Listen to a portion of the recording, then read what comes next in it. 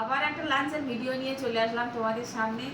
তো ওর বাবার ভাত মোটামুটি তরকারি দিয়ে সাজিয়ে দিয়েছি, সব তরকারি এখনো দিইনি। তো ফার্স্টে দেখাই আজকে কি রান্না করেছি। এটা কি এটা শাক হচ্ছে নাকি?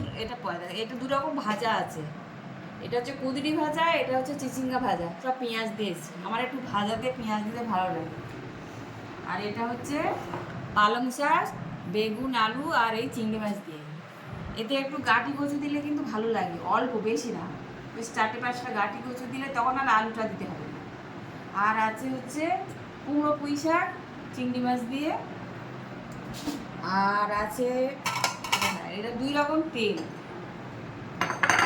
এটা হচ্ছে ইলিশ মাছের তেল, খেতে ভালো ভালো গন্ধ হয়েছে, বেরোচ্ছে কিন্তু, হ্যাঁ। গন্ধ বেরোচ্ছে আর ভালো। এটা রুই মাছের তেল, রসুন আর কাঁচা লঙ্কা দিয়ে। পেঁয়াজ দিয়েছো? আজকে আর পেঁয়াজ দিইনি। আর এইটা হচ্ছে বেগুন দিয়ে করেছি ইলিশ মাছ, পাতলা ঝোল। হ্যাঁ, পাতলা ঝোল। আর আছে হচ্ছে চাটনি, আমড়ার চাটনি, দেশি আমড়া। আমি আমড়াটা আর কি সিদ্ধ করে নিয়েছি, নিয়ে চটকে রসটা নিয়েছি আর ছিবড়াটা ফেলে দিয়েছি। আর আছে ভাতটা দেখা যায় না, ভাত তো থাকবেই, ভাত, সাদা ভাত। সাদা ভাত, এই গরম আছে এখন, গরম। আর এই শসা পেঁয়াজ স্যালাড। আর সকালের ব্রেকফাস্টের ডিম ছিল, সেটা খাইনি, ওর বাবাকে দেবো। আর এই উচ্ছে সিদ্ধ তো আমরা খাই, পেঁপে সিদ্ধ, উচ্ছে সিদ্ধ একটা থাকে। আজকে তো অনেক এই আয়োজন চলে দেখছি। এসো।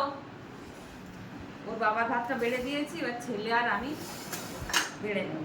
তো এই আজকের আমাদের রান্না মেনু। 6টা-7টা আয়োজন। রোজই ভাবি অল্প করে করবো, কিন্তু হ্যাঁ। বাজারটা এত বেশি হয়ে যায়। আর ভাবি যে এটা নষ্ট হয়ে যাবে, এটা করে নিই। এই এখনো কত সবজি পড়ে রয়েছে বাইরে, বেশি দিন তো ফ্রিজে রাখা যায় না।